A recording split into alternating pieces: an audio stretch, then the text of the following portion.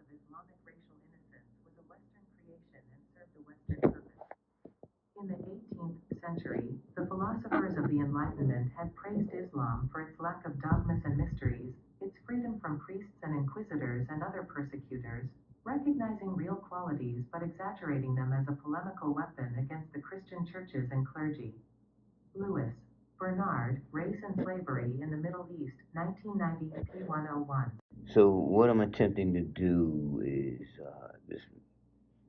these different articles I found. I'm gonna bring them together and try to make you see the racism that has been portrayed against the original man, and at the same time give you the remedies.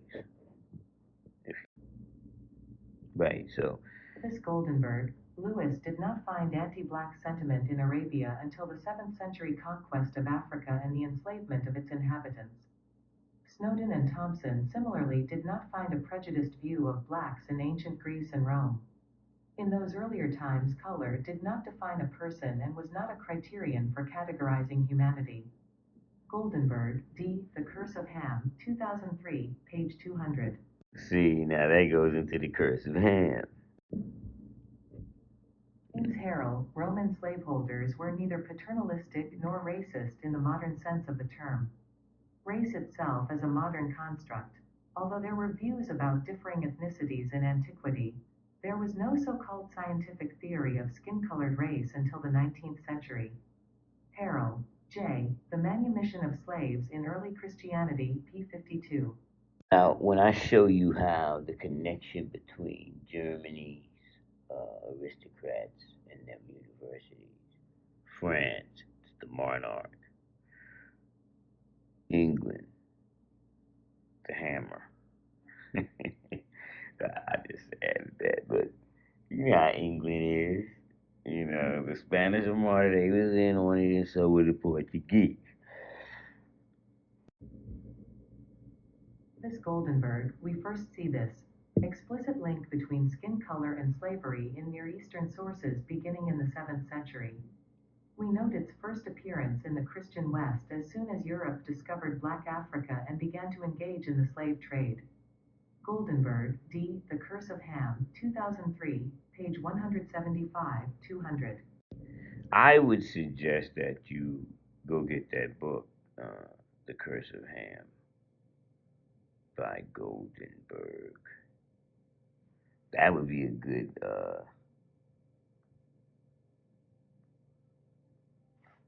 That'd be a good source of information to show how they um, constructed this matrix.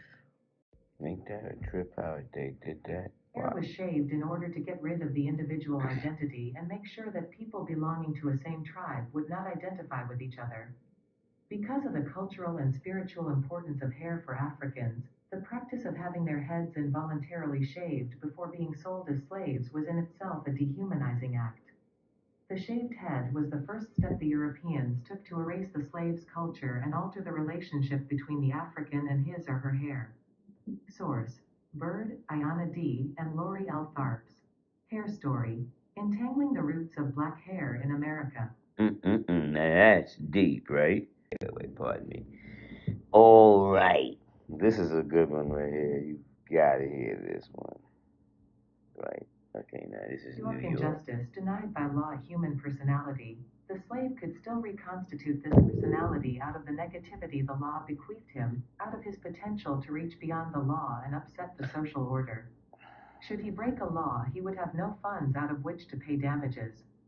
In fact, if he had them, such funds would have been prima facie evidence of wrongdoing. New York developed a system of laws designed to subdue any impulse for freedom among its growing black slave population. In the earliest Dutch period, custom dictated the racial hierarchy in the colony. Once the British took over in 1664, strict race codes were enacted that erased any racial ambiguity and firmly assigned black New Yorkers to a legal subhumanity which lasted well into the 19th century.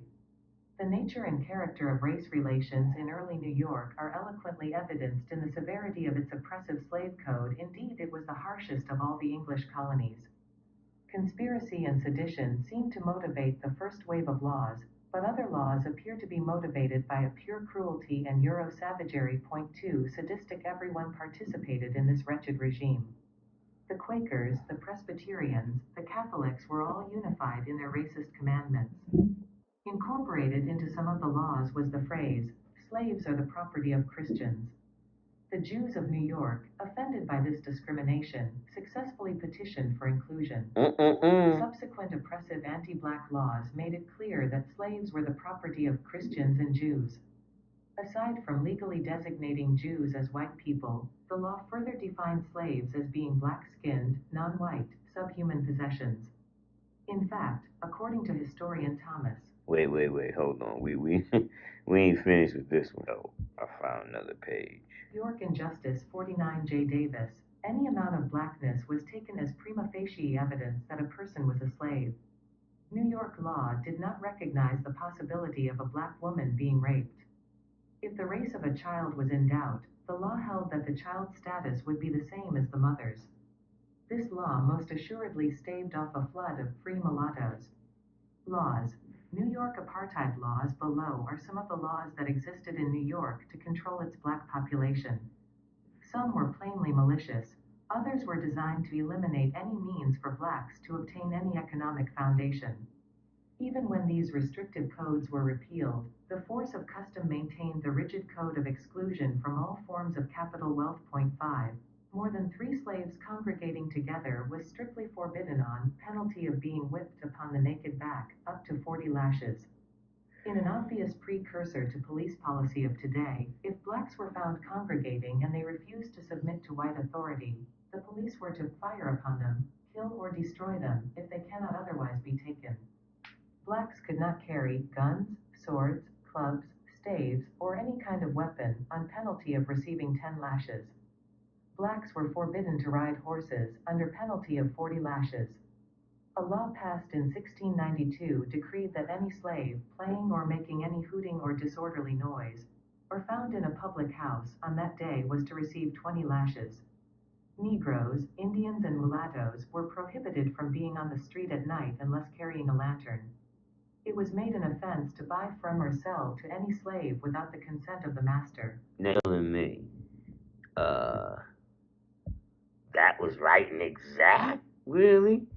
You believe that to be, all right to do to people, right? And in New York, no less. Hidden history of New York 50, free Negroes in New York and New Jersey were not allowed to enjoy, hold or possess any houses, lands, tenements or hereditament within the colony. The sale of rum or other strong liquor to any Negro, Indian, or mulatto slave was prohibited. A New York City ordinance provided that no more than 12 blacks, in addition to the coffin bearers and the gravedigger, could assemble at any funeral under penalty of public whipping. Another ordinance forbade the burial of blacks after nightfall. Blacks were prevented by law from holding funerals after dark. Blacks were not permitted to pawn tools, apparel, or merchandise of any kind. It was decreed in 1740 that no blacks were to sell vegetables or fruits in the city. Conviction meant a public whipping. Blacks guilty of drunkenness, cursing, being rude or stubborn, or talking impudently to any Christian were to be whipped.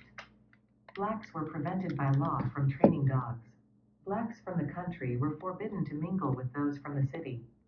Many of these harsh laws came into effect in 1702 under the regime of Queen Anne's cousin, Lord Cornbury, who imposed a criminal code which plainly did not apply to him. He embezzled funds from the public treasury to finance his all-night drunken parties and his purchases of ladies' garments, which he enjoyed wearing in public. These laws were strengthened throughout the British rule, ever news around the African. Tightening with the approach of the 1776 American Revolution, the now 18,000 New York blacks understood that even with British racism and British investment in the slave trade, life under the Americans would likely be worse. They allied with the British, who offered personal freedom and a measure of independence. See, nothing yet. Wait till I show you how they developed this whole Negro and Caucasoid Mongoloid. York and Justice 51 for those blacks who were loyal to Britain during the war. According to scholars, the choice of loyalist permitted legal revenge against an American population that not only enslaved blacks but also terrorized them. When the Americans gained mastery over the land after the war, they wasted no time in imposing their own racist authority. They adopted and maintained the prevailing black codes and applied them with vigor. Far from conferring freedom for all, one of the first New York legislative acts in 1781 was to encourage slave owners to deliver their black slaves to the militia to defend the state. Laws, torture and punishment slaveholders in the North were exceedingly brutal. There is no such thing as a kind master, and in New York kindness was against the law. The law actually assessed penalties for those given to inappropriate and potentially disruptive kindness. Any master, for giving, making up, compounding or compromising, was severely fined in New York. Blacks fought to overthrow the demonic system at every turn and sometimes they paid dearly. 10 Such revolts are remembered as crimes by white historians. But they failed to realize that blacks, by definition, could commit no crimes in a society that did not acknowledge their humanity. Nevertheless, revolts by blacks were punished and the white man of New York seemed to relish the brutality that became common in the torture of his kidnapped Africans. Whipping, roasting, branding, hanging, deportation, and dungeoning were all used in New York's black slave system. The cruelty became systematic and legalized and often applied with great fanfare. Most sizable New York communities employed Negro whippers to beat their freedom-loving Africans. The method used in New York was to tie the black victim to a cart and have him whipped a specified number of times at each street corner. I don't mean to laugh, but what do you mean at each street corner? You know, that's off the chain, and you telling me the second degree and the 1 to 10 ain't right and exact. Hidden history of New York 52 as he was dragged around the city. Cowardly whites often forced blacks to inflict the torture upon their own people. 12 New York City slave masters would imprison black slaves. Slave Punishment Center. Described as an abode of wretchedness and misery, Bridewell held prisoners who were placed in irons in single cells 7 by 3½ feet and allowed neither to leave their cells nor to receive visitors, 13 including their wives. In 1842, English novelist Charles Dickens bitterly described the conditions at the prison, also known as the Tombs. Do men and women, against whom no crime is proved, lie here all night in perfect darkness, surrounded by the noisome vapors which encircle that flagging lamp you light us with, and breathing this filthy and offensive stench? Why, such indecent and disgusting dungeons as these cells would bring disgrace upon the most despotic empire in the world. But if any one among them die in the interval, as one man did not long ago, he is half eaten by the rats in an hour's time. 14 Deporting blacks for bad behavior was another method of control often used in New York. More often the motive was to benefit from high prices for slaves in other regions of the New World. Hundreds of blacks were ripped from their families and sent from New York in this way, along with legally free blacks who could not prove their status. Wait. Persecution of blacks in New York. The chart book. Now you see what I'm talking about?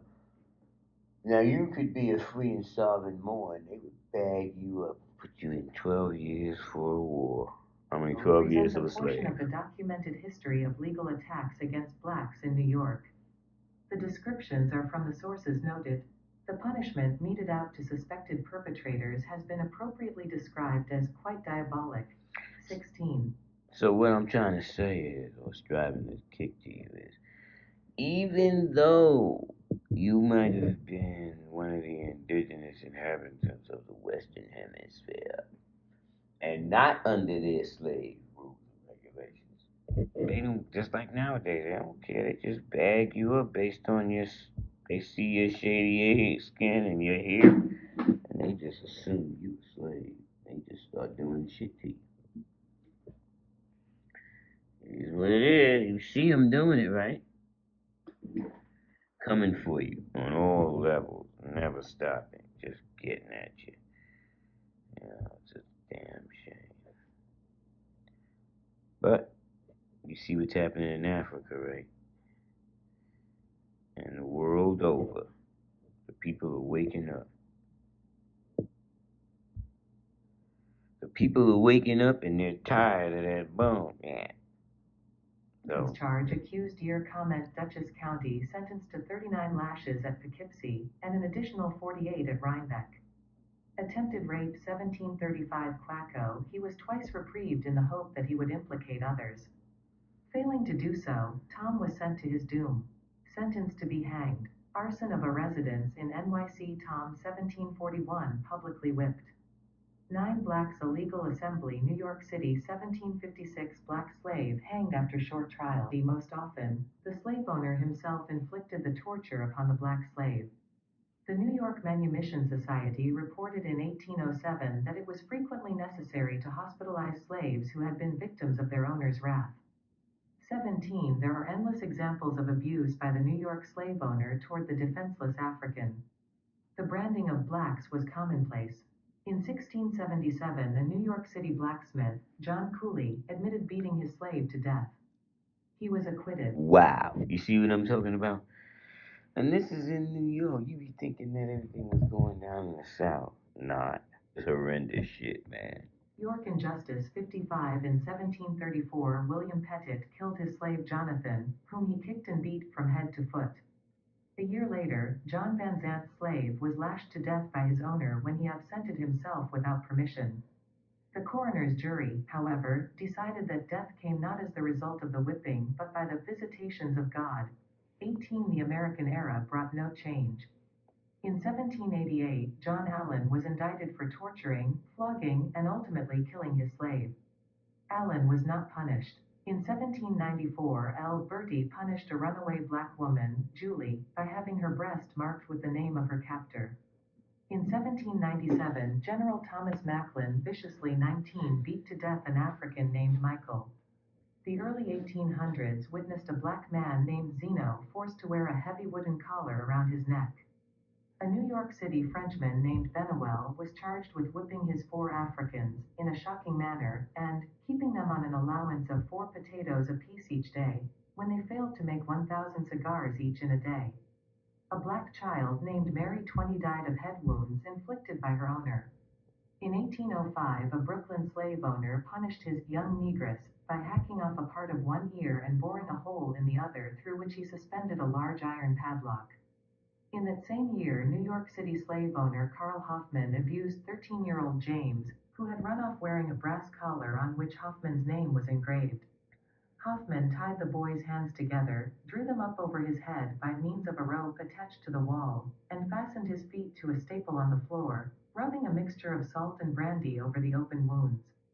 On a later occasion, Hoffman, after beating the boy, forced James to swallow 2 tablespoonfuls of salt to stimulate thirst, then confined him in a room for 2 days without food or drink. He was fined $250 and posted a $2,000 bond as a guarantee of his future behavior. But Hoffman continued his behavior and was again indicted. Rather than stand trial, he chose to manumit the boy. What I'm talking about?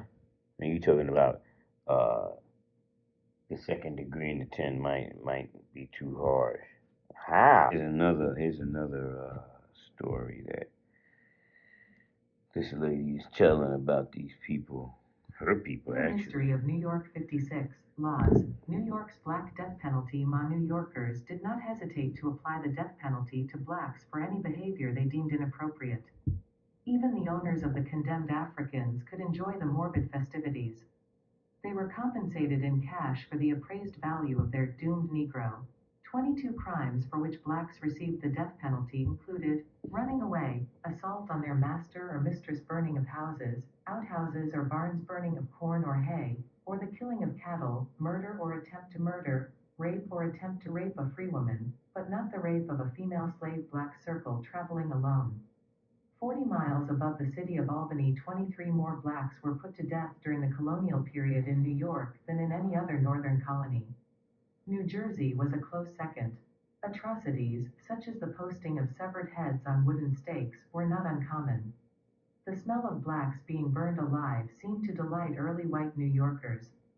The town would gather for the event with much anticipation.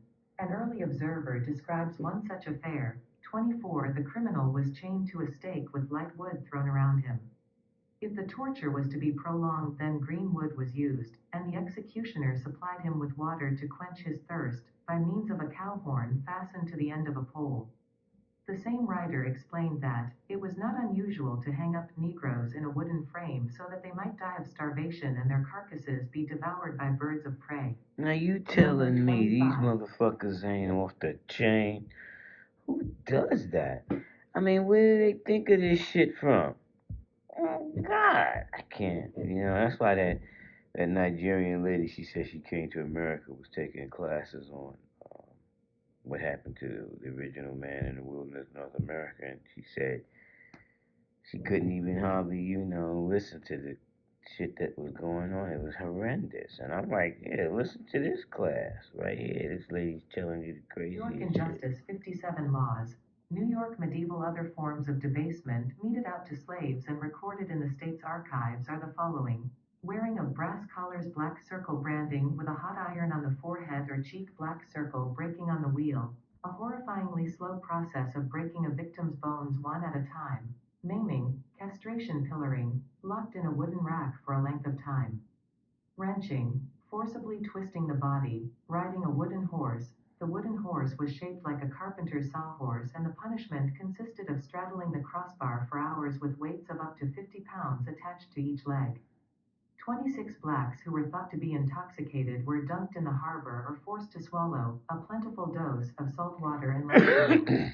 Even suicide would not deprive the white man 27 of his thirst for black suffering. In 1697, a courageous black man justly killed a white man and received the death sentence. He took his own life before the execution, but officials ordered that punishment be inflicted on his dead body. The lifeless remains of this official New York lynching also had a function. The swaying corpses of such Negroes often remained suspended for several days after the execution to terrorize slaves into good number 128 behavior. Notes Carl Nordstrom, The New York Slave Code, Afro-Americans in New York Life and Douglas Greenberg. Proof. Patterns of Criminal Prosecution in 18th Century New History, Volume 4, Number 1, January 1980, page 12. You know how we do it. We set the record straight, give you that proof, you know what I'm saying? So you can go look it up for your what? Self. Now we have some more proof. I mean, crazy amounts of books you could go look at. Here, I just let you listen to a couple of them, but I'm not going to stretch it out, too much for you, because I got some other stuff I want you to hear before we go. York Injustice Right, 59 check this notes. out, though. Continued 1800, Cranberry, N.J., Associated Univ. Presses, 1992, pp. 22, 23 to 24. Nordstrom, The New York Slave Code, pp. 17, 18, Northrop. See, that's what I'm talking about. They have all of the footnotes. Just roasting them like, I'm just saying, this shit is crazy. Like, who does this? And beside the devil, you see what I'm saying? That's why Elijah called him the devil. Hidden History of New York 134 emancipated its African slaves. The broken chains in her left hand were removed and a tablet tucked into her folded arm, and the Negroid face was altered to look more Caucasian. Wall Street, the financial center of the world, has always been the central trading point in Manhattan. Fearful of Indian and British attacks, Peter Stuyvesant forced his black captives to clear the dense underbrush and erect a wall which stretched 2,340 feet around the early Dutch settlement. They also cut down brush and trees on what is now Broad Street and planted corn, beans, and other vegetables for their own use.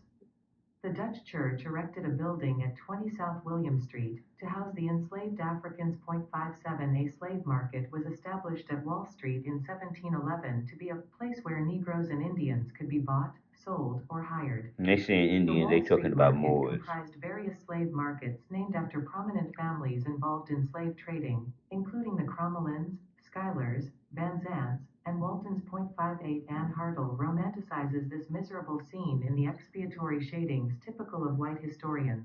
The public slave market at the foot of Wall Street slip was a busy place. Auctioneers shouted prices, urging higher bids in persuasive tones. Buyers, farmers from Long Island or perhaps The foreman of well-to-do plantations wandered through the crowds looking over the coal-black newcomers from Africa, who were standing bewildered and dejected on the auction blocks. From the waterfront drifted the noises of sloops unloading, the chants of Negro stevedores, the rumble of molasses kegs rolling down a gangplank, a sailor's fight before a tavern. And the singing of the anvil drifted up from the forge on the nearby strand of the East River.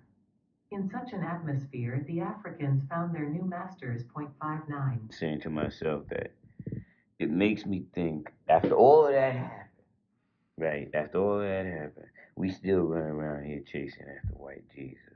The only people on this entire planet who have been taught to sing and praise our demeanment. I'm a bitch. I'm a hoe. I'm a gangster. I'm a thug. I'm a dog. If you can train people to demean and degrade themselves, you can oppress them forever. You can even program them to kill themselves and they won't even understand what happened. Dr. Francis Cress Welsing. See what she said, program? Remember what he said, the Matrix? They're all like programs. They all been programmed and they are programs. To the gist of what I was talking about, because I just want you to hear these definitions that they use, that they created, that they made up. Like this is straight up. Mongoloid, Mon. G. Lord is a grouping of various people indigenous to East Asia, Central Asia, Southeast Asia, North Asia, Polynesia, and the Americas. It is one of the traditional three races first introduced in the 1780s by members of the Göttingen School of History, the other two groups being Caucasoid and Negroid. Here's another paper on the same subject matter. Mongoloid, Mo. G. Lid is a grouping of various people indigenous to East Asia, Central Asia, Southeast Asia, North Asia, Polynesia, and the Americas. It is one of the traditional three races first introduced in the 1780s by members of the Göttingen School of History, the other two groups being Caucasoid and Negroid. First introduced in the early racial science and anthropometry of the 1780s by members of the Göttingen School of History, Negroid denoted one of the three purported major races of humankind, alongside Caucasoid and Mongoloid. Many social scientists have argued that such analyses are rooted in socio-political and historical processes rather than in empirical observation. However, Negroid as a biological classification remains in use in forensic anthropology. In the early racial science and anthropometry of the 1780s by members of the Göttingen School of History, Negroid denoted one of the three purported major races of humankind, alongside Caucasoid and Mongoloid. Many social scientists have argued that such analyses are rooted in socio-political and historical processes rather than in empirical observation. See, everybody However, keeps saying the Negroid as a same thing, biological and they classification just remains keep in use using it in forensic anthropology. And see, now they say it's racist when they say it, but they have it all over the radio system and the whole 9 yards, right? Wait, is this something else about that school? All right, this is about that university. Let's see what they say about the university. was previously supported by the German Universities Excellence Initiative, holds memberships to the U15 group of major German research universities and to the Coimbra group of major European research universities. Furthermore, the university maintains strong connections with major research institutes based in Göttingen, such as those of the Max Planck Society for the Advancement of Science and the Gottfried Wilhelm Leibniz Scientific Community. With approximately 9 million media units, the Göttingen State and University Library ranks among the largest libraries in Germany. Now that's telling you something right there. So that shows you how much when they say the museums, they don't have museums without stealing. You know, they just go and rob George everybody. II, founder and president of the university. See, that's what I kept saying about King George II. He was the founder of that university, right? So here's a little on this guy, King George. Let's get into him. Let's see what he was all about and how his teachings is manifesting all over the earth to this day, right? Because the people are still caught up in his teachings. 1734, King George II of Great Britain, who was also Elector of Hanover, gave his prime minister in Hanover, Gerlach Adolf von Munchausen, the order to establish a university in Göttingen to propagate the ideas and values associated with the European Enlightenment. So when they're talking about a European Enlightenment, pardon me, they're talking about, we're going to talk this, we're going to holler about this racist ideology we got, this, that, and the third, right? Now listen to this. I just want you to hear this. This little girl can talk, boy. She's on drop. Universitätsfeierlichkeiten in Wendiges-Kirche Auschen der Wahrenden in A. J. Konigel. Mai. Georg Debergabe der Insignien B. Die beiden Prorektors bei 6. Tierherren grufen bei dem Tische, worauf die Mine lagt, darbieten Insignien D. Mai Herren Grafen, die Zepter E. Die sämtlichen Professores F. Die Andidaten G. Die Marschalle King George II in the Paulina Church in 1748. See, we're talking about King George, right? King George II. University, what was he? Okay. Oh, yeah. You got to listen to this. Now, check this out. This is off the chain, too. Right? University of Göttingen, officially the Georg August University of Göttingen, German, Georg August Universität Göttingen, known informally as Georgia Augusta, is a public research university in the city of Göttingen, Germany. Founded in 1734 by George II, King of Great Britain and Elector of Hanover, and starting classes in 1737, the Georgia Augusta was conceived to promote the ideals of racial enlightenment. It is the oldest university in the state of Lower Saxony and the largest in student enrollment, which stands at around 31,600. See, that makes you think of Saxony. That makes you think of Anglo-Saxon, Dutch, German. You know the degree from C.M. Bay. He kicked that lesson out, so...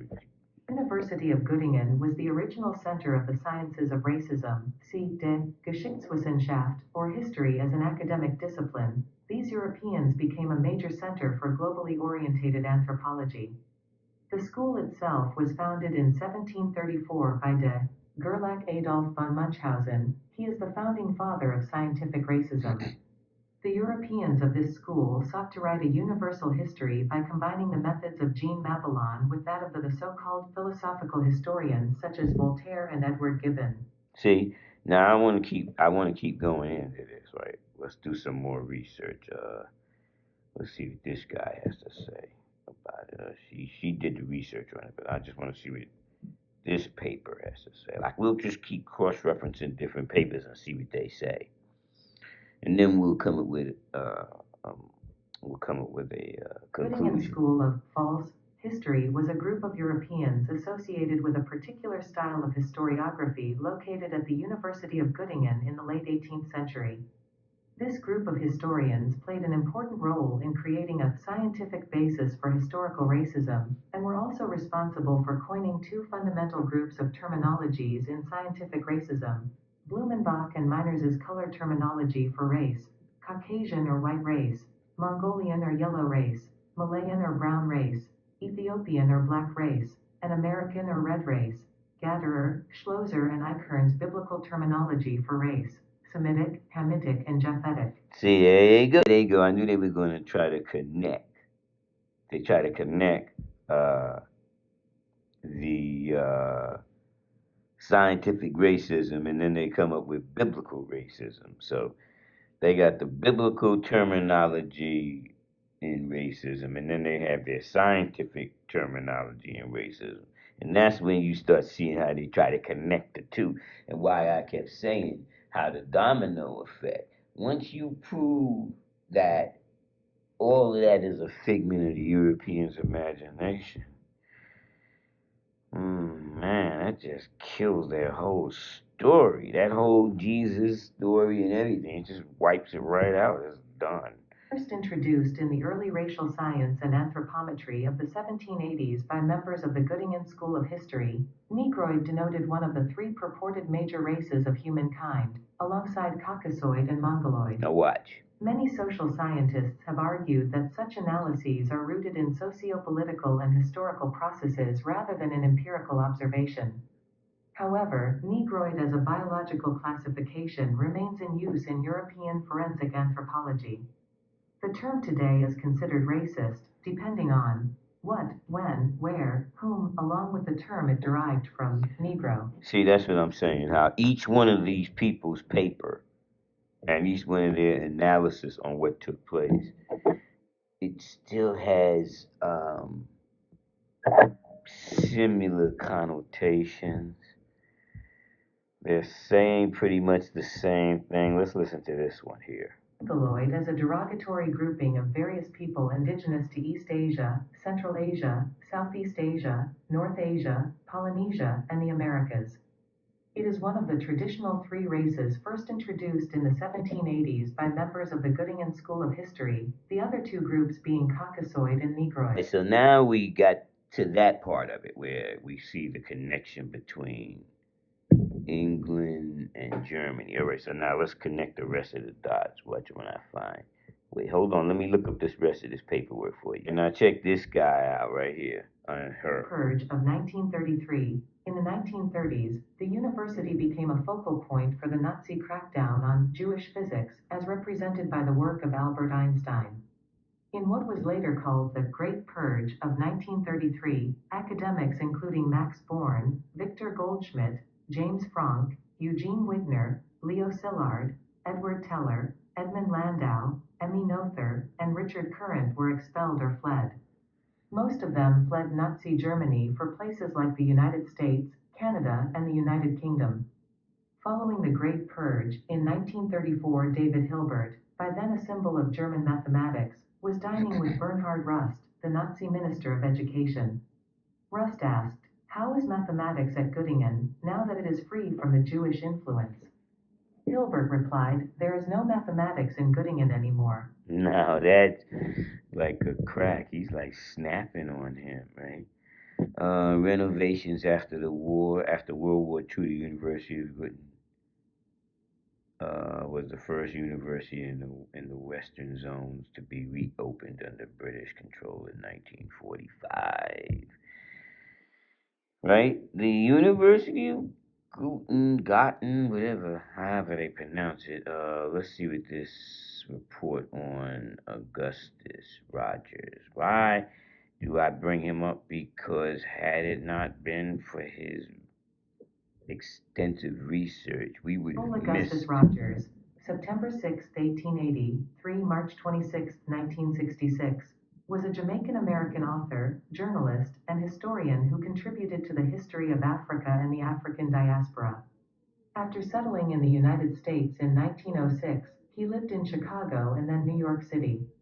He became interested in the history of African Americans in this country. His research spanned the academic fields of history, sociology, and anthropology. He challenged prevailing ideas about scientific racism and the social construction of race, demonstrated the connections between civilizations, and traced achievements of ethnic Africans, including some with mixed European ancestry. He was one of the earliest popularizers of African and African American history in the 20th century. You know that the modern person, and when I say modern, I mean modern for us, like in these days and times, because his other counterpart, the person that's on the other side, I would say would be Claude Winters, or Clyde Winters, and the other guy, Claude Anderson. That's another good one to add on to the cipher, right? In case you know want to move into that level of understanding. More on our brother Rogers, and a little more history on him. Presidents, Black Blood, White Masks USA, 1993. Rogers was self-financed, self-educated, and self-published. Some critics have focused on his lack of a formal education as a hindrance to producing scholarly work. Others suggested the fact that he was self-taught liberated him from many academic and methodological restrictions. As an autodidact, Rogers followed his research into various disciplines that more formally educated scholars may have been loath to attempt. His works are complete with detailed references. That he documented his work to encourage scrutiny of his facts was a testament to his due diligence, work ethic, and commitment to the world's history and culture. A little more history on Rogers, because that's going to bring me into this other part of the racist. Rogers commented on the partial black ancestry of some prominent Europeans, including Alexander Pushkin and Alexander Dumas, per. Similarly, Rogers claimed that several portraits of Charlotte of Mecklenburg-Strelitz, a direct ancestor of the British royal family, depicting her with broad nostrils and heavy lips, indicated a Negroid strain. Rogers' theories about race, sex, and color can be found in his books Nature Knows No Color Line, World's Great Men of Color. His pamphlet Five Negro Presidents provided what he said was evidence that some 19th and 20th century presidents of the United States had partially African ancestry. His research in this book inspired Osset Bakufu's book Six Black Presidents, Black Blood, White Masks USA, 1993. Yeah, so we have a little, what do they call them? Commercials, I guess. But this is from our sponsor. They wanted to say it's supposed to come off. Remember, when you become aware of the truth of your ancient ancestors, you instantly become a scientist, a climate warrior, an environmentalist, a universal diplomat, and an expert planter of knowledge and wisdom. The work that needs doing is being done, for there isn't any more light to be given out. All has been given, all we need do is absorb and do what the lessons teach. Peace. The wisdom to this next manifestation from our sponsors. Take on the task of knowledge of self. One must unlearn the teachings of the colonizers. And there is my father's house, containing all of his writings and the written knowledge of the ages. You want to learn how to fight and save your people? It will be hard, you will have to unlearn much of what you think you know about the world. You will take on more than you can imagine. You won't be able to stop when the road gets difficult. To learn and pass on the secrets of the world and its true science will take intestinal fortitude. Now, you hear what she said? Intestinal fortitude. What would that remind you of? The great Robert Nash. And this one should be the last one. I think that's on the list for now. Knowledge of self-nutrition and workout. The immunity-boosting powers of the knowledge of self-nutritional diet. Naturally fortify your immune system with rules specially formulated to increase immune response and decrease inflammation. In times of stress and fear, strengthen your body's natural defenses. Your immune system. Put on your battle armor on and fortify your defenses with natural remedies, preventive measures. Knowledge of self-nutrition and workout. Ancient Order of Free Asiatics Production Son of Man 7 publication. So let us get back to the class, right? Does a scientific law differ from a scientific theory? A scientific law describes an observed pattern found in nature without explaining it. The theory is the explanation. They make it easier to understand things that might be hard to observe directly. Those with knowledge of self. Elijah Muhammad, How to Eat to Live Book 1 and 2, Allah the Father, audio tapes, 1 and 2, of Otisville NY interview, Dr. Sebi. Dr. Lila Africa, fasting is the key also, no grain, starch, dairy, soy or sugar. After healing the body you can make modifications on eating ancient grains. General rule of thumb is most organic vegetables that grow above the ground are perfect for the knowledge of self-healing nutritional diet, while those that grow below it should be avoided.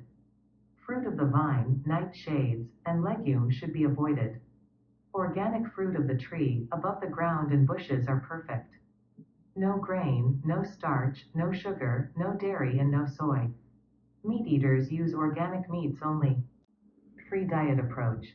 Note that once wheat is eliminated and an otherwise thoughtful approach to diet is followed, i.e., eating a selection of foods not dominated by the processed food industry but rich in real food, there is no need to count calories or adhere to formulas that dictate optimal percentages of calories from fat or proteins, when metabolism reverts back to normal, and it nearly always will once the metabolism distorting effects of wheat are absent. Right, so now I want to get back into the subject matter at hand. The word Negro was adopted from Spanish and Portuguese and first recorded from the mid-16th century.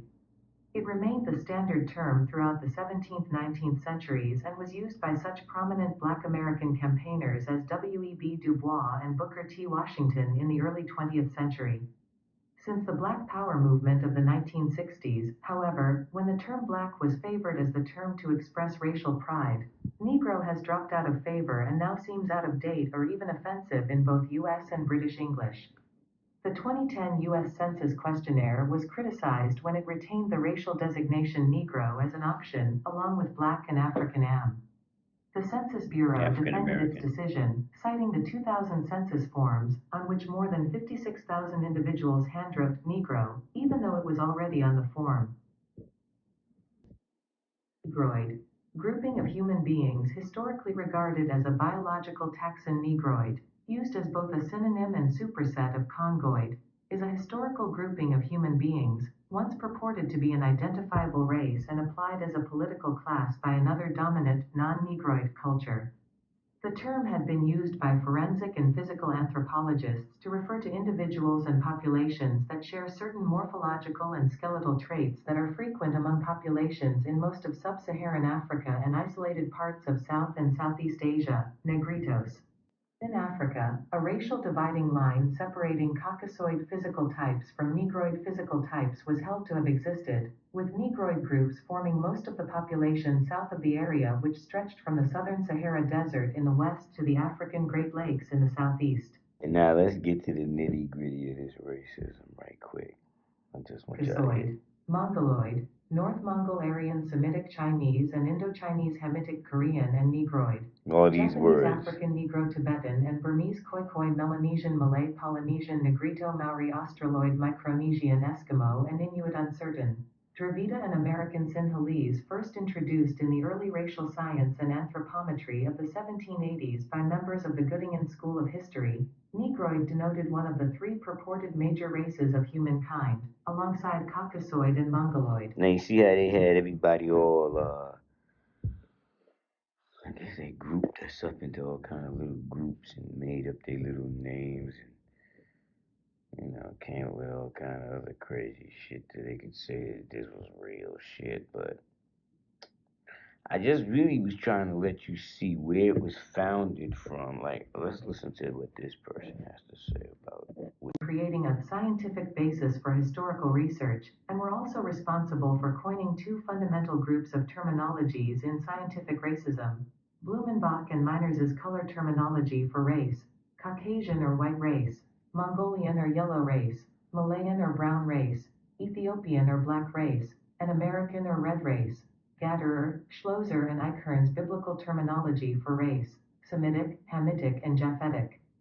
The University of Göttingen was the original center of the Geschichtswissenschaft, or history as an academic discipline, and became a major center for globally orientated anthropology. Here says that university was like one of the newest universities in Europe, and I could believe that because 1492, 711 to 1492, the Moors were in Spain, so they were down with universities and schools and The school colleges. itself was one of the newest universities in Europe, having been founded in 1734 by de Gerlach Adolf von Munchausen, and the first to require the obligation to conduct and publish research alongside lecturing.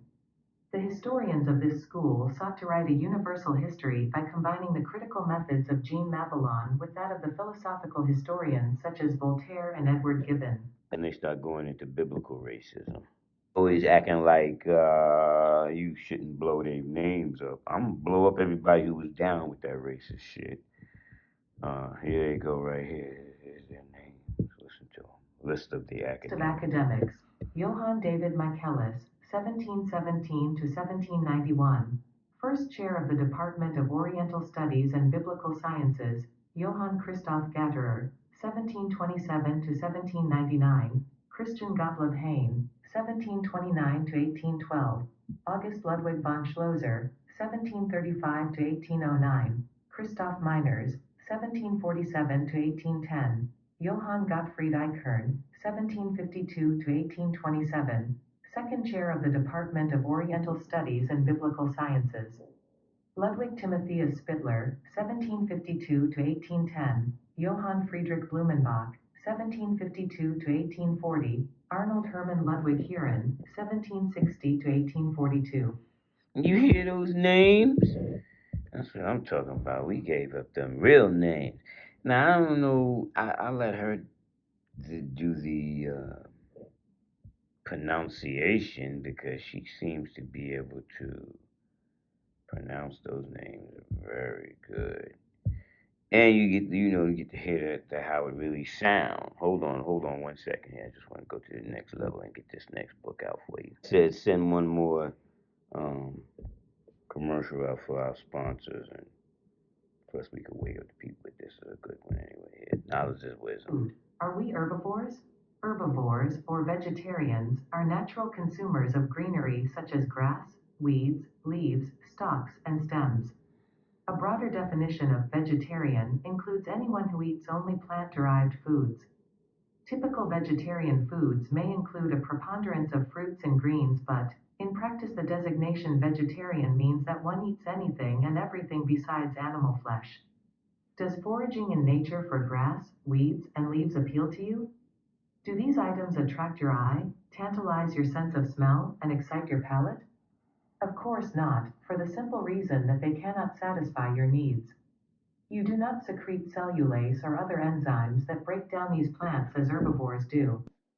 Therefore, you cannot derive your foremost need from them, namely, simple sugars, which are your body's primary fuel. Rather, the processing and problems caused by their ingestion occasion a net loss of energy. People do consume green leafy plants such as lettuce, celery, spinach, and the like, as well as the tougher cruciferous vegetables, beets, broccoli, cauliflower, cabbage, and others. Eaten plain, as they occur in nature, these tough vegetables are high in insoluble fiber and therefore difficult for us to digest. Although we can cultivate a taste for them, they really hold only a moderate appeal to us.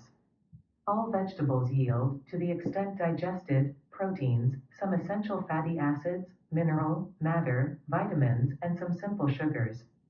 But if we get enough of these nutrients from our natural foods, then these are not needed from plants that we do not eat raw with keen relish. So, the answer is yes, humans are biologically equipped to supplement their diets with a wide variety of plant-based, vegetarian, substances. Though we include vegetables in our diets, we're not primarily vegetable eaters by nature. And the divergent array of foods we commonly classify as such are not by any stretch of the imagination our primary ideal, natural source of fuel or other nutrients. Obviously, we're not herbivores. When ripened, fruits accommodatingly convert their carbohydrate components into glucose and fructose, simple sugars we can use without further digestion. Enzymes in the fruit convert proteins into amino acids and fats into fatty acids and glycerols. Acknowledge the wisdom. You may have noticed that I described the frugivorous diet as one consisting primarily of fruits, with the addition of tender greens. Where do the rest of the vegetables fit into this picture? This may shock you, but by every indication, our digestive physiology was designed to process the soft, water-soluble fibers in fruits and tender leaves almost exclusively. It is true that cruciferous vegetables like broccoli, cauliflower, and cabbage are loaded with nutrients, including soluble fiber. But they also contain cellulose and other tough, difficult to digest fibers. These vegetables are best digested when eaten in their youngest and most tender state. For best results, they must be thoroughly chewed or mechanically predigested via the use of a blender or shredding device. To assimilate completely, we need to digest completely, and every time we eat food. Let us get back to how racist this society is that we live in, and how they be trying to act like they're not racist, In right? Minneapolis, there were two black men at the scene of the police killing in Minneapolis last month that roiled the nation. One, George Floyd, was sprawled on the asphalt, with a white officer's knee on his neck. The other black man, Alex Kung, was a rookie police officer who held his back as Mr. Floyd struggled to breathe. So this is what I be saying when I say that they're still doing the lynchings, public lynchings, and they letting the police, their slave patrols, do it. Mr. Floyd, whose name has been painted on murals and scrawled on protest signs, has been laid to rest. Mr. Kung, who faces charges of aiding and abetting in Mr. Floyd's death, is out on bail, hounded at the supermarket by strangers and denounced by some family members. GOP Senator Tom Cotton wants to ban the 1619 Project from being taught in schools. So why would you think he would want to do that? Normal history would say that, normal history of the American government would say they don't really like the school system teaching the children true history. Dominant culture. White dominant culture describes how white people and their practices, beliefs, and culture have been normalized over time and are now considered standard in the United States. As a result, all Americans have all adopted various aspects of white culture, including people of color. White supremacy is an ideology where white people are believed to be superior to non-white people. This fallacy is rooted in the same scientific racism and pseudoscience used to justify slavery, imperialism, colonialism, and genocide at various times and throughout history. White supremacist ideologies and their followers continue to perpetuate the myth of white racial superiority. The belief of white superiority has been part of the United States since its inception. The white European imperialists who settled here believed they were inherently superior to non-white groups. These beliefs justified atrocities like the genocide of Native Americans and nearly 250 years of African slavery. After slavery, white supremacist ideologies manifested into a series of laws that would limit the freedom of African Americans, known as Black Codes and Jim Crow. White supremacy and its legacy can still be found in our legal system and other institutions through coded language and targeted practices. Through coded language and targeted practices. We definitely have experienced that in the wilderness of North America, February 20th, 1934. Direct and violent forms of racism that promote white supremacy have been on the rise in recent years. These acts are more directly linked to white nationalism. White nationalism is a concept born out of white supremacy. A key difference is a focus on nationhood. White nationalists in the United States advocate for a country that is only for the white race due to feelings of entitlement and racial superiority. They also believe that the diversity of people in the United States will lead to the destruction of whiteness and white culture, hence, the correlation to white supremacist ideology. Racism is perpetuated by deeming whiteness as superior and other racial and ethnic groups as inferior. The prevalence of white dominant culture and racism leads to an internalized racial superiority for those who adhere to it. This internalized dominance describes the experience and attitudes of those who are members of the dominant, privileged, or powerful identity groups. Members of the dominant group accept their group's socially superior status as normal and deserved. As defined by CARED, Calgary Anti-Racism Education. People of a non-dominant group, people of color, are discriminated against, targeted or oppressed over time. They often believe the myths and misinformation about their group. Known as internalized racism, it happens when an oppressed group believes the racial views that society communicates are true, and they act as if they were true. So, you see that when they have our black woman, she permed her hair. They have the people so diet so wrecked that they all have to go and have surgery done to make themselves appealing to the opposite sex. What happens is when they look in the mirror and it's just them, they look at their body, they know they out of shape. Just because America says it's okay to be out of shape and it's young truths and all that old crazy shit they talking is nothing but Sodom and Gomorrah.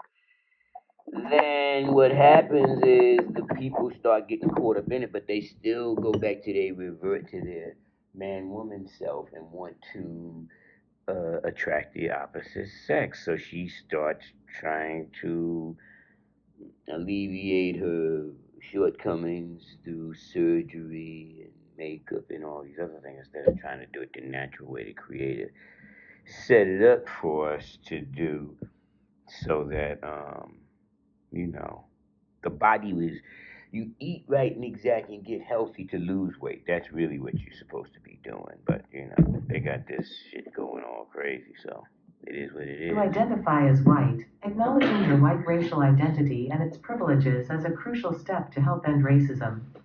Facing your whiteness is hard and can result in feelings of guilt, sadness, confusion, defensiveness, or fear. Dr. Robin DiAngelo coined the term white fragility to describe these feelings as a state in which even a minimum amount of racial stress becomes intolerable, triggering a range of defensive moves.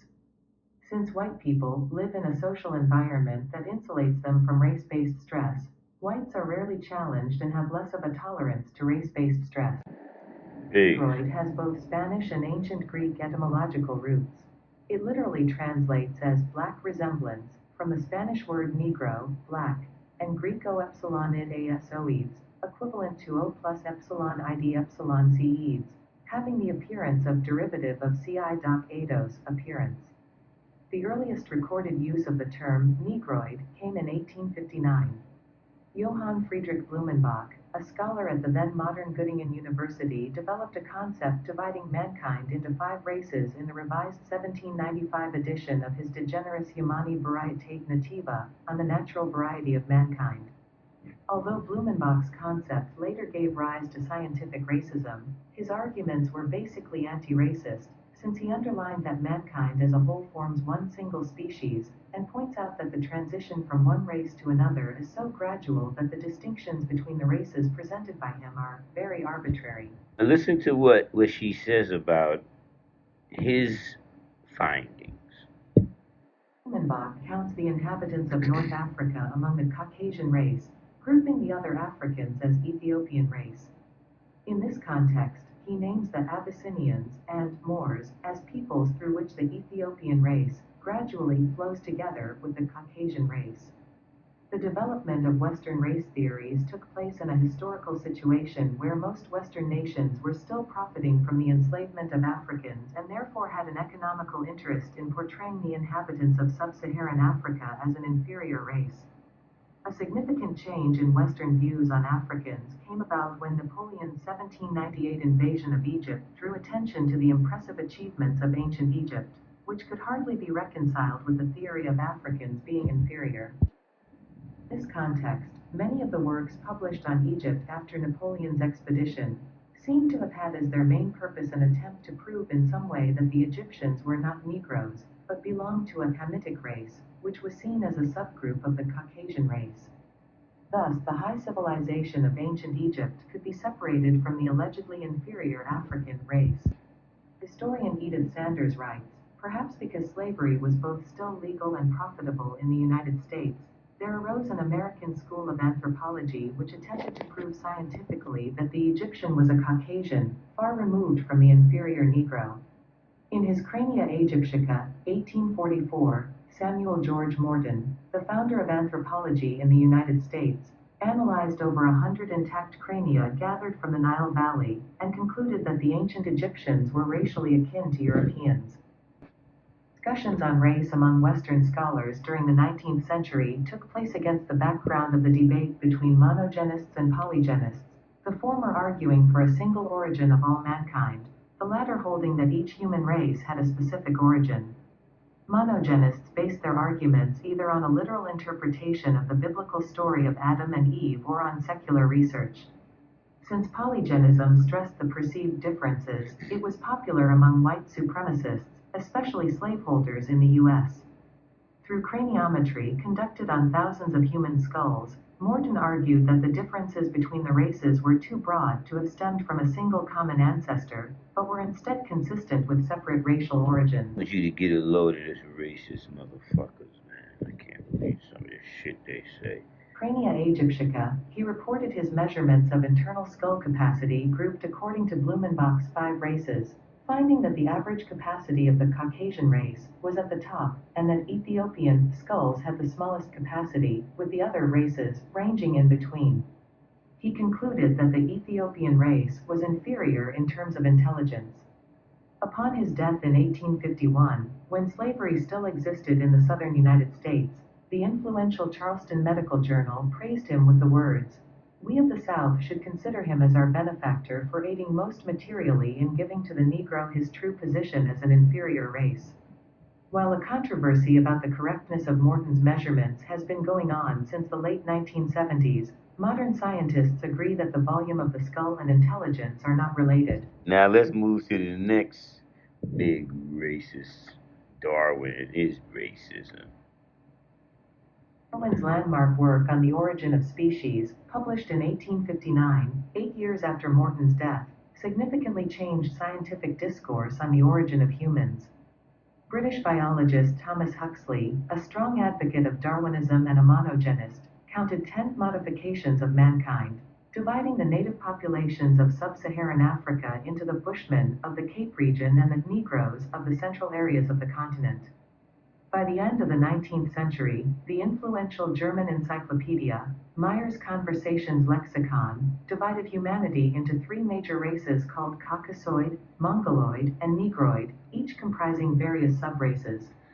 While the Hamites of northern Africa were seen as Caucasoid, Australians, Melanesians, and Negritos were seen as Negroid subraces, although living outside the African continent. Are you listening to this say the Hi truth?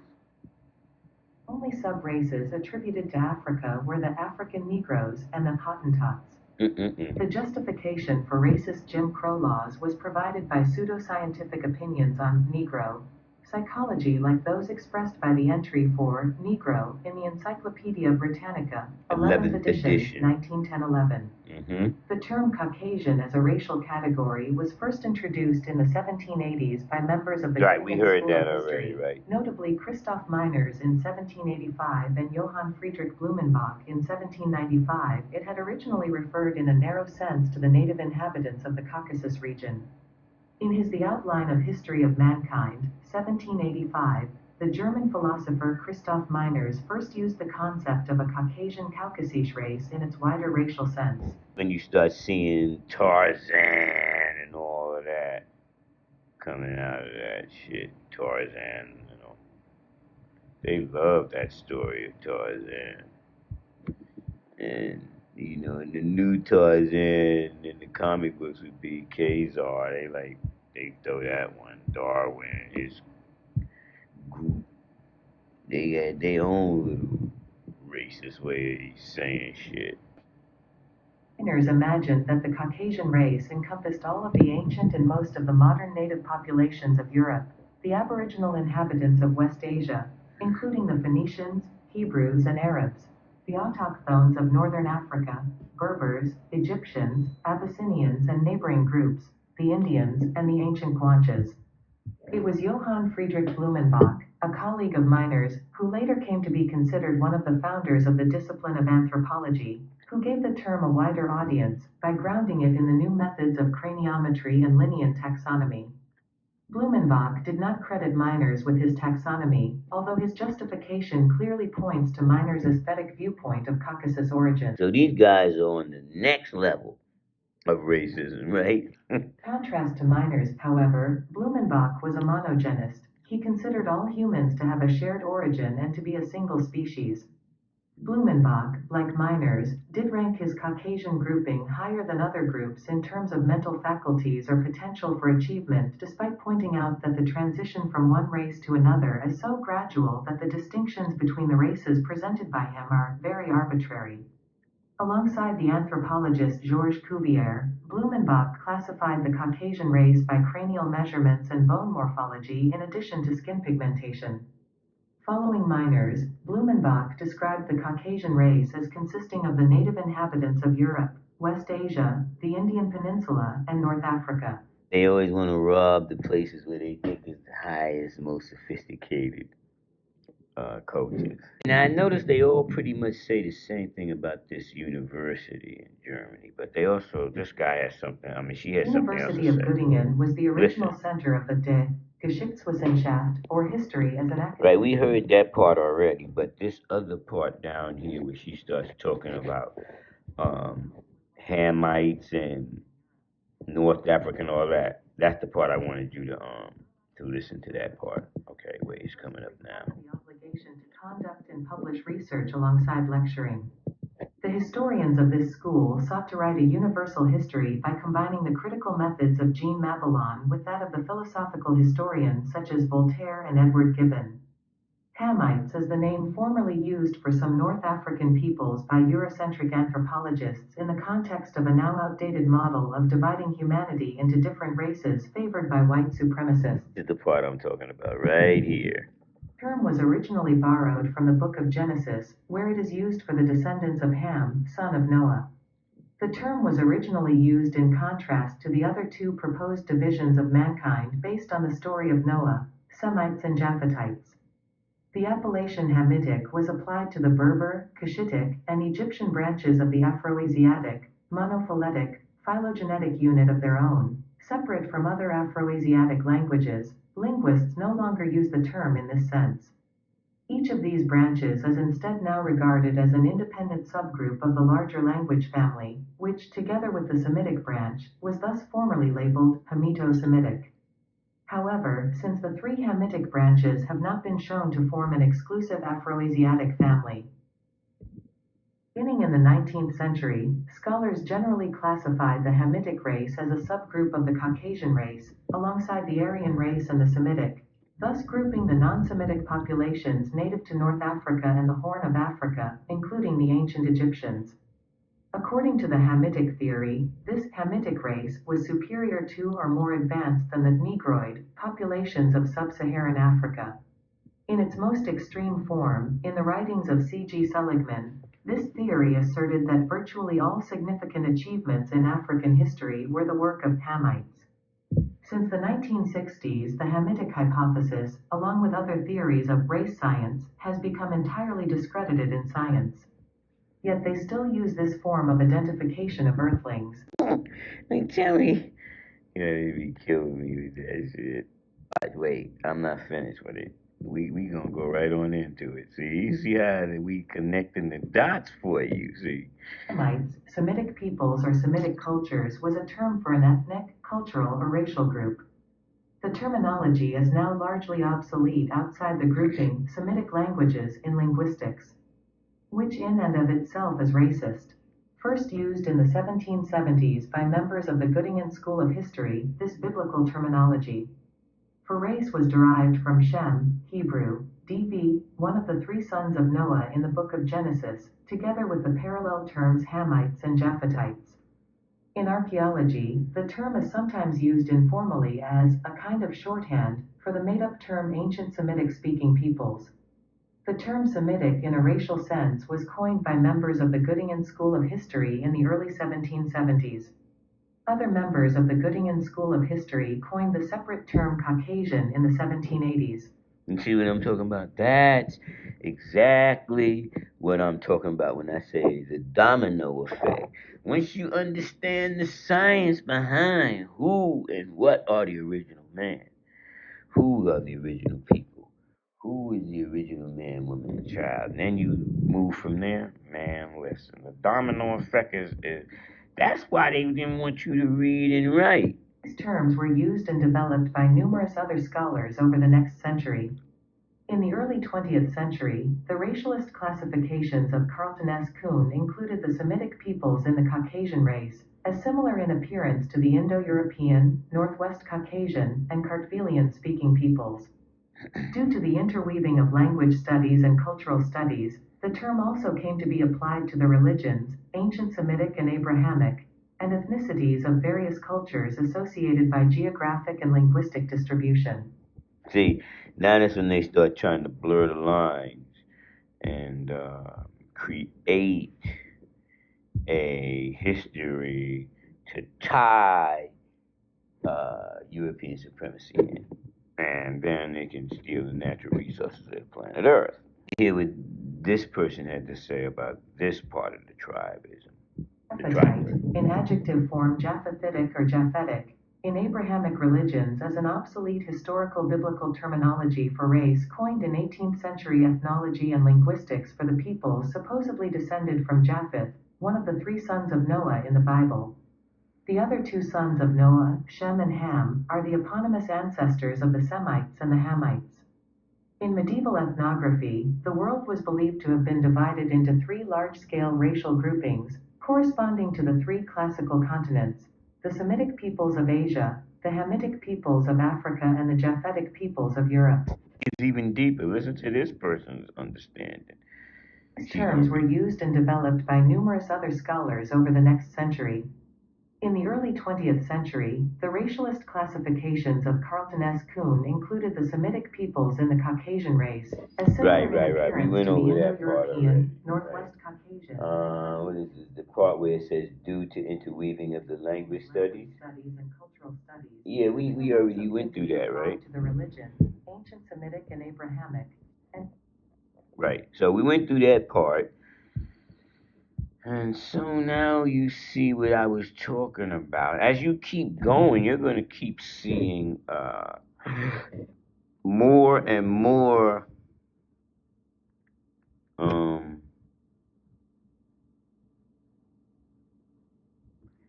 exposure to the racist concepts that the European nations gathered together. The term came to be associated with laws which banned interracial marriage. Oh yeah, that one too. That's part of that whole political pamphlet, interracial sexual. All right, here, listen to this part, and then we're gonna have to cut this because we're running out of time. But I wanted you to hear. Is undesirable has arisen at different points in history. It gained particular prominence in Europe during the era of colonialism. Anonymous authors invented the word in an 1863 fraudulent political pamphlet, indicating that miscegenation meant interracial marriage and interracial sexual relations, particularly between the American white man and Negro. To be associated with laws which banned interracial marriage and sex. These laws were known as anti-miscegenation laws. Although the term miscegenation was formed from the Latin miscere, to mix, plus genus race, or kind, and it could therefore be perceived as value neutral, it is almost always a pejorative term used by people who believe in white racial superiority and purity. More neutral terms for mixed race relationships, such as interracial, interethnic, or even cross-cultural, are more. More neutral terms for mixed race relationships, such as interracial, interethnic, or even cross-cultural, are more common in contemporary usage. In Spanish America, the term mestizaje, which is derived from mestizo, the blending of European whites and indigenous peoples of the Americas, is used to refer to racial mixing. In the present day, the word miscegenation is avoided by many scholars, because the term suggests that race is a concrete biological phenomenon, rather than a categorization imposed on certain relationships. What happens is when they started all this racial matrix, right? And then this is what you get. This is the results. Terms historical use in contexts that typically implied disapproval is also a reason why more unambiguously neutral terms such as interracial, interethnic, or cross-cultural are more common in contemporary usage. The term remains in use among scholars when referring to past practices concerning multiraciality, such as anti-miscegenation laws that banned interracial marriages. In Spanish, Portuguese, and French, the words used to describe the mixing of races are mestizaje, mestiçagem, and métissage. These words, much older than the term miscegenation, are derived from the late Latin mixticius for mixed, which is also the root of the Spanish word mestizo. Portuguese also uses miscigenação, derived from the same Latin root as the English word. Those Portuguese, boy, you telling me, you talking about some people that be dealing with a lot of racism. What? Man, they will. Anybody that been around, they know how they roll. They said these non-English speaking terms of race mixing. Let's see what that's talking about. Non-English terms for race mixing are not considered as offensive as miscegenation, although they have historically been tied to the caste system, casta, that was established during the colonial era in Spanish-speaking Latin America. Today, the mixes among races and ethnicities are diverse, so it is considered preferable to use the term mixed race or simply mixed mezcla.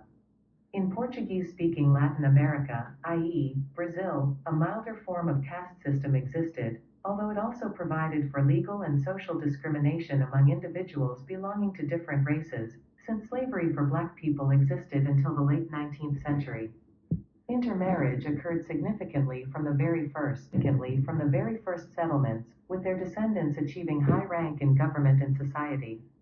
To this day, there are controversies if Brazilian class system would be drawn mostly around socio-economic lines, not racial ones, in a manner similar to other former Portuguese colonies. Conversely, people classified in censuses as black, brown, pardo, or indigenous have disadvantaged social indicators in comparison to the white population. The concept of miscegenation is tied to concepts of racial difference. As the different connotations and etymologies of miscegenation and mestizaia suggest, definitions of race, race mixing, and multiraciality have diverged globally as well as historically, depending on changing social circumstances and cultural perceptions. Mestizo are people of mixed white and indigenous, usually Amerindian ancestry, who do not self-identify as indigenous peoples or Native Americans. In Canada, however, the Métis, who also have partly Amerindian and partly white, often French-Canadian, ancestry, have identified as an ethnic group and are a constitutionally recognized Aboriginal people. Differences between related terms and words which encompass aspects of racial admixture show the impact of different historical and cultural factors leading to changing social interpretations of race and ethnicity. Thus, the Comte de Montloger, in exile during the French Revolution, the equated class difference in 18th century France with racial difference. Truth. Borrowing Boulainvillier's discourse on the Nordic race as being the French aristocracy that invaded the plebeian Gauls, he showed his contempt for the lowest social class, the Third Estate, calling it, this new people born of slaves mixture of all races and of all times. Laws banning race mixing were enforced in certain U.S. states until 1967, though still on the books in some states. Now that's real close, right? 1967? Are you fucking kidding me? So I be trying to say, man, that shit don't be far away from where we at right now. We be acting like this shit happened 100,000 years ago. Banning race mixing were enforced in certain U.S. states until 1967, though still on the books in some states until 2000. In Nazi Germany, the Nuremberg Laws, from 1935 until 1945, and in South Africa during the apartheid era, 1949 to 1985. All these laws primarily banned marriage between persons of different racially or ethnically defined groups, which was termed amalgamation or miscegenation in the U.S. The laws in Nazi Germany and laws in many U.S. states, as well as laws in South Africa, also banned sexual relations between such individuals. In the United States, various state laws prohibited marriages between whites and blacks, and in many states, they also prohibited marriages between whites, and such laws were known as anti-miscegnation laws. From 1913 until 1948, Native Americans or Asians couldn't get married. In the U.S. couldn't get married, and all that other crazy shit that was going on in America. And they be talking about like this shit is the home of the free and brave. 1913 until 1948, 30 out of the then 48 states enforced such laws. Although an anti-miscegenation amendment to the United States Constitution was proposed in 1871, in 1912-1913, and in 1928, no nationwide law against racially mixed marriages was ever enacted. In 1967, the United States Supreme Court unanimously ruled in Loving v. Virginia that anti-miscegenation laws are unconstitutional. With this ruling, these laws were no longer in effect in the remaining 16 states that still had them.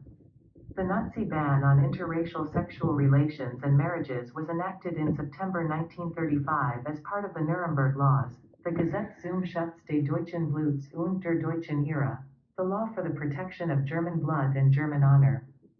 Now here's the Nuremberg laws classified Jews as a race, and forbade extramarital sexual relations and marriage between persons classified as Aryan and non-Aryan. Violation of this was condemned as Rassenschande, lit. race disgrace, and could be punished by imprisonment, usually followed by deportation to a concentration camp, and even by death. The Prohibition of Mixed Marriages Act in South Africa, enacted in 1949, banned intermarriage between different racial groups, including between whites and non-whites. The Immorality Act, enacted in 1950, also made it a criminal offense for a white person to have any sexual relations with a person of a different race. Both laws were repealed in 1985. So let's get up to the Americans in the that Civil War part. That's gonna tie a lot of the lines and The dots war in. over, the South entered Reconstruction, a period during which the now reunified United States ended slavery and gave Black Americans citizenship and voting rights.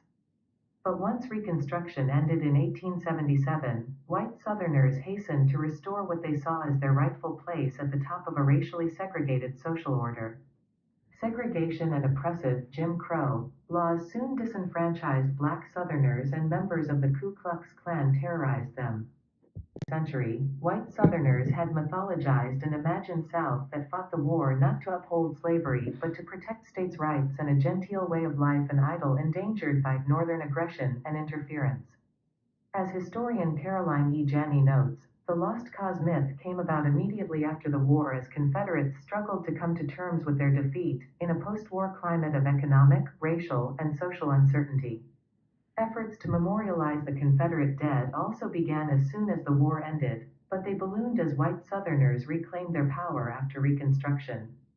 Then, as Confederate veterans began to die in the early 20th century, groups like the United Daughters of the Confederacy pushed to commemorate them and make their version of history the official doctrine of Southern states. Now we get into the uh, racist monuments and statues. We gotta go by and watch this shit every time, you know. Confederate monuments soon dotted the South, and the battle flag was added to the state flag of Mississippi. Historian Gaines M. Foster for Zocalo Public Square writes that its use was regional and tied to the memory of the war. Toppling statues as a first step toward ending Confederate myths. The Dixiecrats defend segregation. That changed in 1948 with the Dixiecrats, or States' Rights Democratic Party, a racist, pro-segregation splinter party formed by Southern Democrats. They objected to the Democratic Party's adoption of a pro-civil rights platform and were dismayed when hundreds of thousands of Black Americans registered to vote in Democratic primaries after the Supreme Court declared all white primaries unconstitutional. I remember listening to some speeches on Malcolm X, and he would be talking about the Dixiecrats. I don't think most people caught it. Dixiecrats' adoption of the Confederate battle flag as a party symbol led to a surge in the banner's popularity, and a flag fad spread from college campuses to Korean War battlefields and beyond. The Southern Cross symbolized rebelliousness, writes historian John M. Koski, but now it gained a more specific connotation of resistance to the civil rights movement and to racial integration. The identification stuck, and the flag's use proliferated. In 1956, prompted by the Supreme Court's Brown v. Board of Education ruling that declared segregation unconstitutional, Georgia adopted a state flag that prominently incorporated the symbol.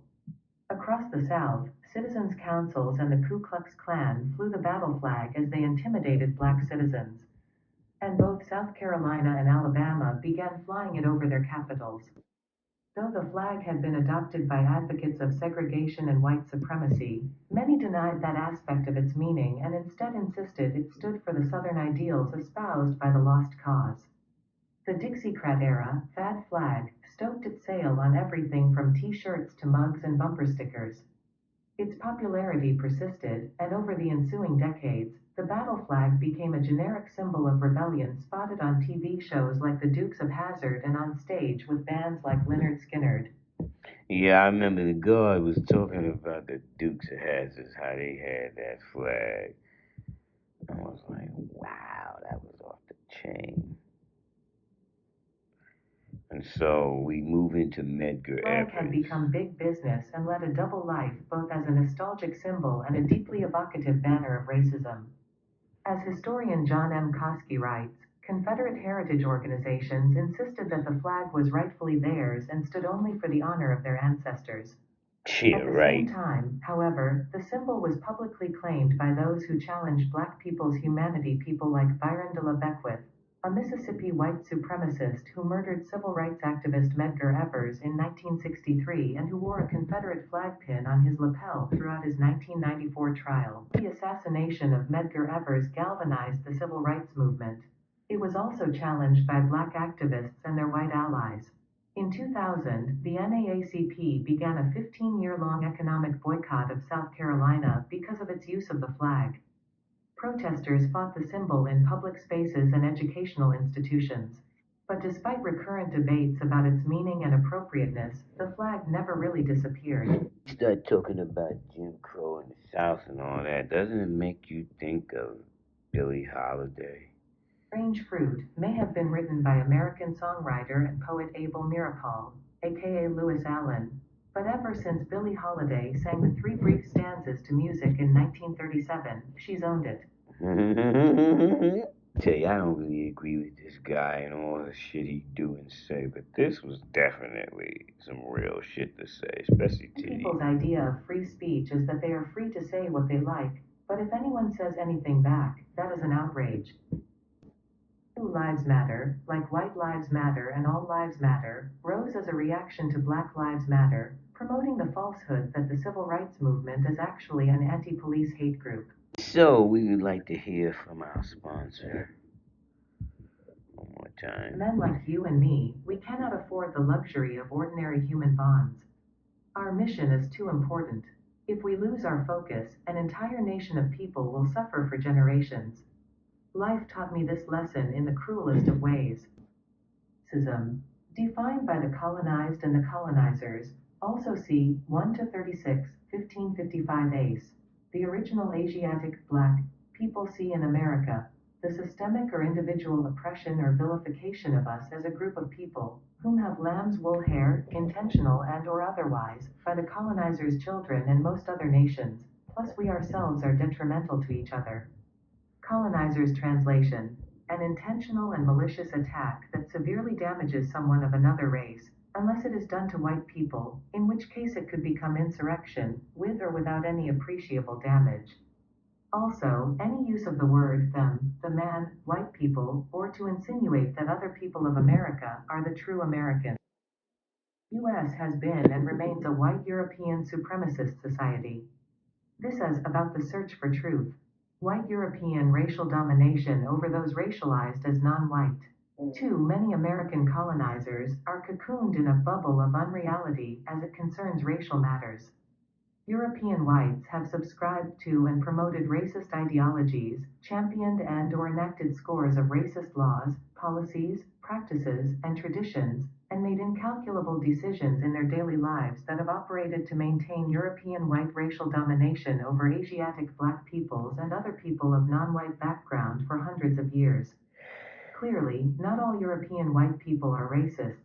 Some are even anti-racist, Thornhill said, though he added all white people derive, in some measure, material and psychological benefits by virtue of being racialized as white. Yeah, did you know how we do it? We address racism and we set the record straight. So I just want you to hear this person's understanding. Controversial new book. Writer A.N. Wilson suggests naturalist Charles Darwin was a racist and a proponent of slavery, and misguided in his famous theory of evolution.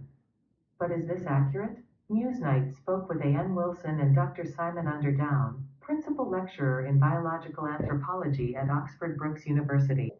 In Knowledge of wisdom. 1881, toward the end of his life, Charles Darwin wrote to a colleague that the more civilized so-called Caucasian races have beaten the Turkish hollow in the struggle for existence.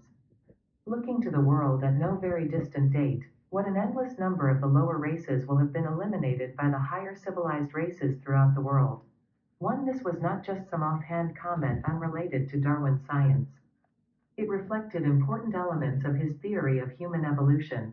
Indeed, he articulated this same principle in his scientific study of human evolution, The Descent of Man, 1871, where he claimed, at some future period, not very distant as measured by centuries, the civilized races of man will almost certainly exterminate and replace throughout the world the savage races.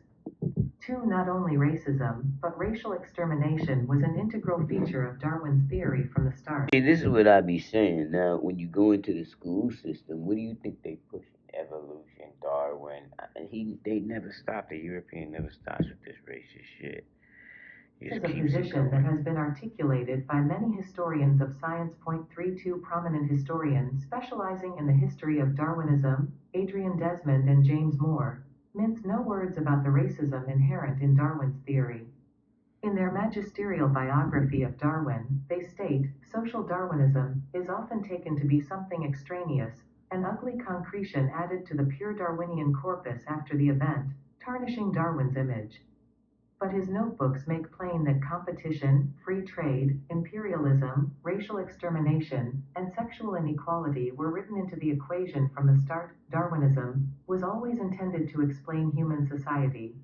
For a surprise to some, it might come as a surprise to some that Desmond and Moore include racial extermination in this list, since in a later book, Darwin's Sacred Cause, how a hatred of slavery shaped Darwin's views on human evolution.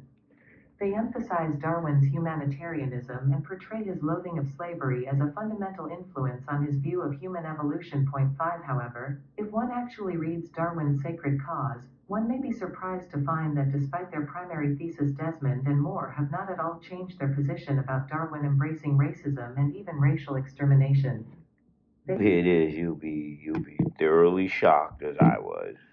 Despite their primary thesis, Desmond and Moore have not at all changed their position about Darwin embracing racism and even racial extermination.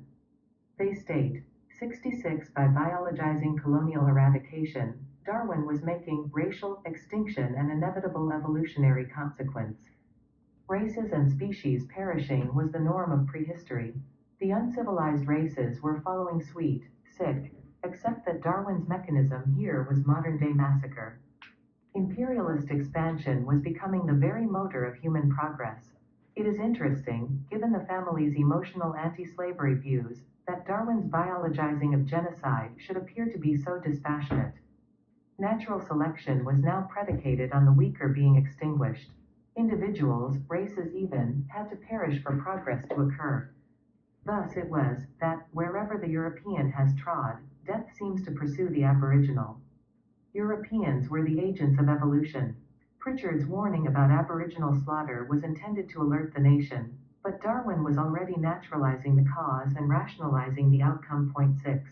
I told y'all that Darwin was a racist. He was down with that devil shit.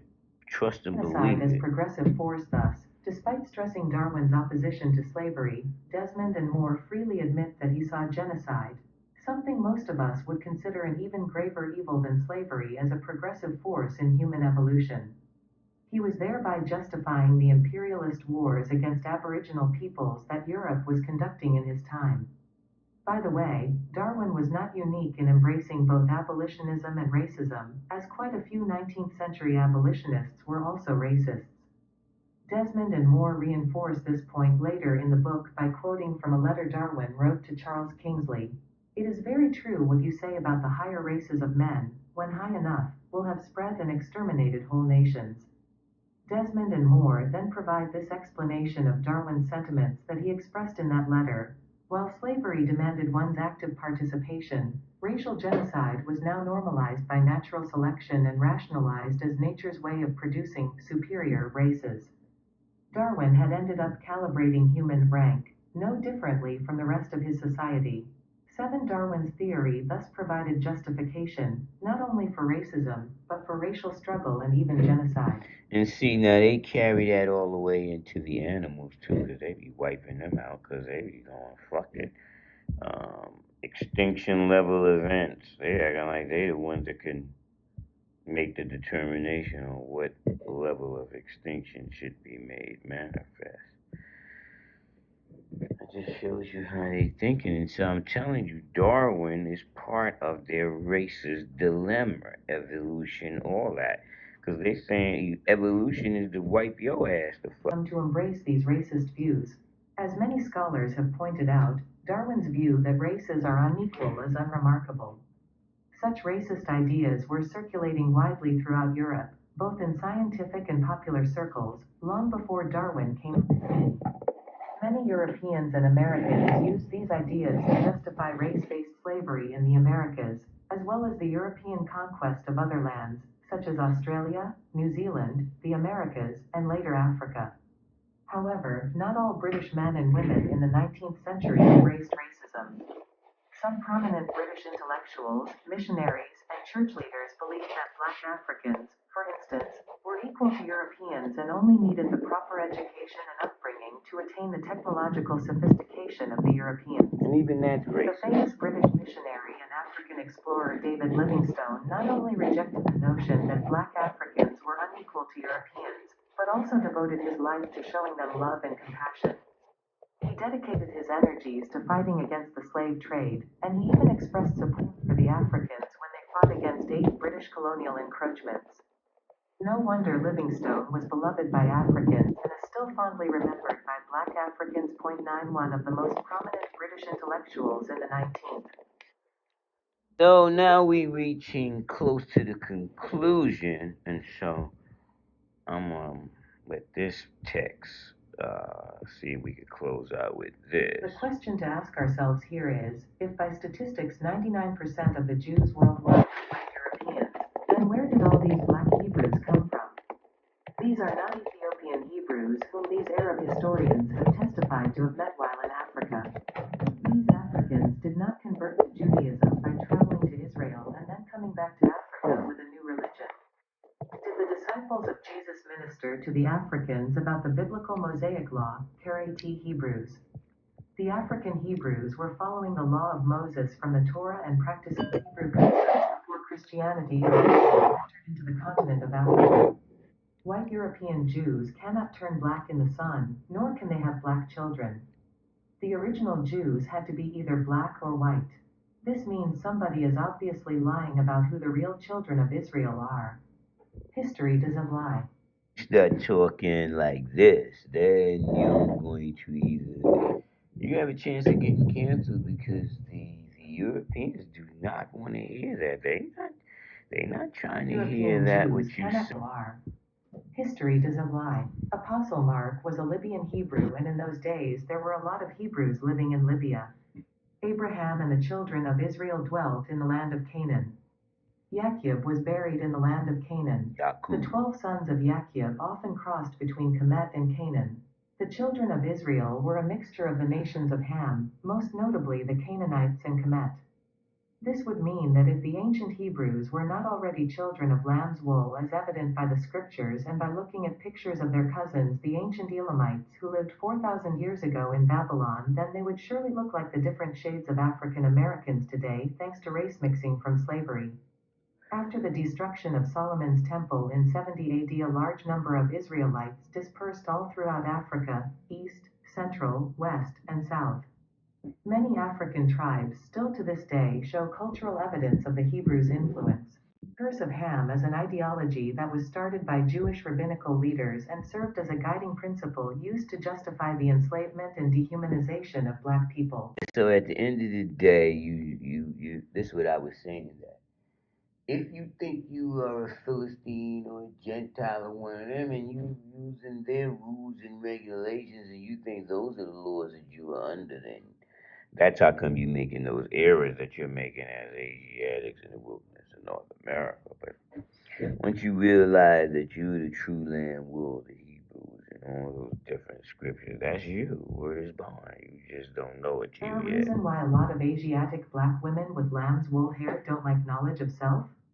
1. Does knowledge of self show their toxic, narcissistic, dysfunctional, and disagreeable mannerisms? 2. Are women in America raising their daughters to have behaviors that are narcissistic, dysfunctional, and disagreeable? 3. Why don't black women like knowledge of self or the discipline that accompanies it? Why are young women showing such toxic behaviors toward all black males? 4. When black women are confronted with the truth of their self, they resort to trying to shame the man, insult him, or use a guilt trip on him, and finally, they will always resort to the need to be right in their favorite saying, I don't need a man. 5. The black woman will refuse to give up Christianity, Jesus, pork, straightening their hair, hair, and monogamy. And last but not least, we're going to get to the point of all this. Reasons the colonizers stay colonizing. First, racism is ordinary, not aberrational. Second, white over color ascendancy serves important purposes, both psychic and material, for the dominant group. Third, social construction thesis, race and races are products of social thought and relations. Fourth, dominant society racializes different minority groups at different times, in response to shifting needs such as the labor market. Fifth, intersectionality and anti-essentialism thesis. No person has a single, easily stated, unitary identity. Everyone has potentially conflicting overlapping identities, loyalties, and allegiances. For example, a person who has parents with different religious views, political views, ethnicity, etc. Sixth, voice of color thesis, because of different histories and experiences to those of white counterparts, matters that white people are unlikely to know must be communicated to them by the racialized minority. So now we're going to use a little bit of um, to counteract the toxin poison that been put on everything man. So normally what we would use is mathematics alphabets and 120, right? But everybody doesn't have a set, so we'll give ourselves some, principles and rules that we can use. For males, 1. Discipline in the knowledge of self. 2. Economic and social skills at 3.8 average. 3. Principles of the highest integrity. 4. Morality within the culture and creed. 5. Is useful to others and the group. 6. Visibility as linked to his status. 7. The ability to network with alpha males. 8. Other alpha males recognize him as a peer. 9. Earned 88,000.00 to 120,000.00 annually for more than 3 years in a row. That came from Kevin. He said do that. What's his name? Elijah had a program. Malcolm had a program. WD had a program. All these prominent figures all have a program. Even Farrakhan be talking about his program for the males, and so we can use these things to come up. I'm at this guy here. I was trying to tell you all about him, but let me give you a little history on Dr. the Winters doc. was born in 1950 in Chicago. He is the father of 5 children. Clyde Winters, Ph.D., director of the Uthman Dan Fodio Institute. He has taught educational psychology, educational administration, and linguistics at St. Xavier University and Governors State University. Dr. Winters is the author of numerous articles and books on education, ancient history, anthropology, and archaeogenetics.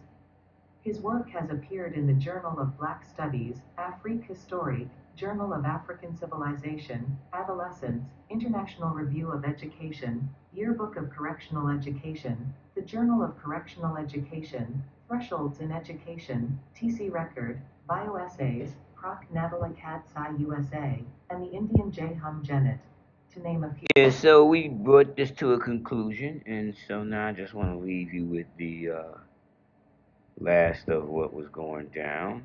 Peace. All that old All good shit. Asiatic black women with lamb's wool hair, the world over. When did you get your first perm? Did you know that the perm has been stable within the black community for about a century? Every black woman and their mama has been, or attempted to be, exposed to creamy crack. The natural hair movement is in full swing now, but some sisters are still perming their hair despite proof that it damages their hair in the long and short term. So why did this phenomenon begin in the first place? See 1 to 36, also 1555 Ace John Hardy Hawkins Jr. What is the origin of original Asiatic women with lamb's wool hair getting perms? Before the end of slavery, black hair was deemed unattractive. Instead, the beauty stand was long, lifeless hair like that of white people. Renowned white supremacists such as former President Thomas Jefferson set this precedent. After slavery, the same ideal remained intact. The coarse, kinky hair of the Asiatic black people was considered unacceptable and unprofessional, especially within the workforce. African American women, and some men, began conforming to the traditional hairstyles of white America to gain acceptance. They would use hot combs to straighten out their hair. However, most black women discovered that their hair would not cooperate with this method. This led many to use hazardous perms and wave creams that are still being used to this day. Why most women with lamb's wool hair use perm despite its damaging effects? It's a mystery to me why some sisters will wear perms after seeing what it has done to other sisters' hair. They go from looking like Halle Berry to Shaq in an instant. All jokes aside, long-term perm usage can cause hair breakage, hair thinning, permanent hair loss, frizzy hair, scalp irritation or burns, split ends, dry, brittle hair, scalp infection. Breathing and stomach problems, yes, perm usage has been shown to cause these issues as well. So I guess that's it, right? We closing out with that? Is that the end? Yes, that's it for this class. And I'm out. Peace. Divine understanding of all.